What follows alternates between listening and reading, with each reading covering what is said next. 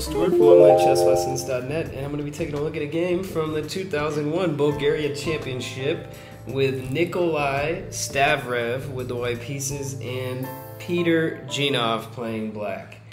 And so getting started, e4 and with c5 going into Sicilian. Now queen takes d4, kind of a popular line to avoid any kind of main theoretical disputes in the Sicilian, and knight c6 seems to be the kind of standard move as well for black. Bishop b5, that's the whole idea. White's ready to give up the bishop, the light squared bishop, in exchange for maybe a little bit quicker development, and he's going to have easy play in the center. So bishop d7, and now black's got the two bishops, but white does have a very easy way of developing in the center. And so now bishop g5 and bishop e7. So if white chooses to take the knight, black can really just sack a pawn here. He's going to have fantastic compensation. He can even win the pawn back immediately if he wants. So this really isn't even, I mean, this is great for black here. So definitely not really an option for white at all. So instead, queen d3, this is the main idea, clearing the d4 square for the knight, and maybe the queen can come over and help out with a kingside attack. So I've seen h4 a couple times here, but Stavrev goes right to the point also with f4. And he's really trying more with f5 to put pressure on black's center. Playing e5 here, this is an important note, this would be a humongous positional blunder for black. Simply bishop takes, and or for white rather. So yeah, e5 would be a horrible idea because now black is just going to own this d5 square for life, you know, forever. He's going to own it, and also the pawn storm on the king side is going to be dangerous for black as well. So black would be totally screwed there. Instead, bishop d7, got to maintain control of the d5 square. Now knight f3. So white tries to switch things up. Nice maneuver by Genov. Bishop to e8 to g6 maybe. The bishop is going to be doing a lot more on that side of the board.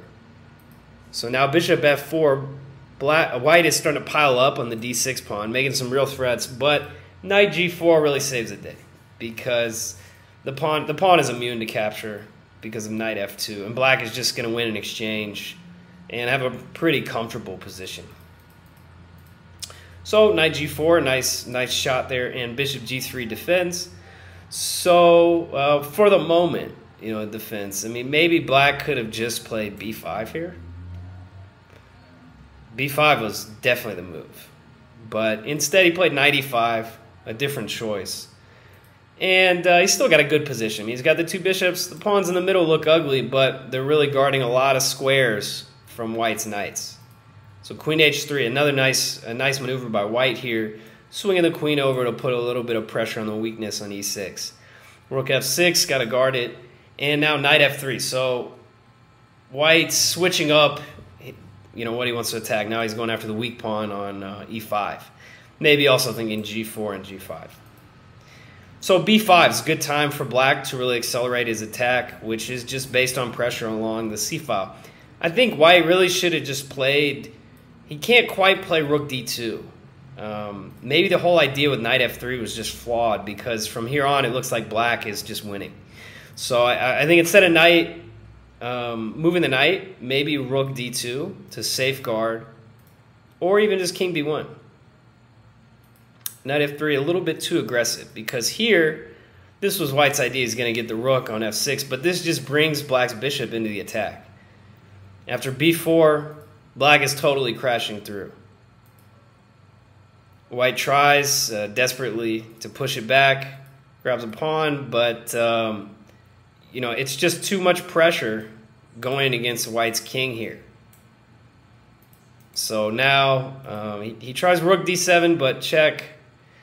If king b1, just gonna get slaughtered with a nice check here. That's gonna be it. So king b1 wasn't a choice. He tried king d2, went down in flames. And after bishop c4 check, white just resigned because, let's say, king f2, and it's going to be mate. No hope. So he resigned here. So A really nice attacking game by Petar Genov. Just going straight with his counterplay at the right moment and was able to seize the initiative and land a decisive attack. So this is Will Stewart from OnlineChessLessons.net, and thanks for tuning in.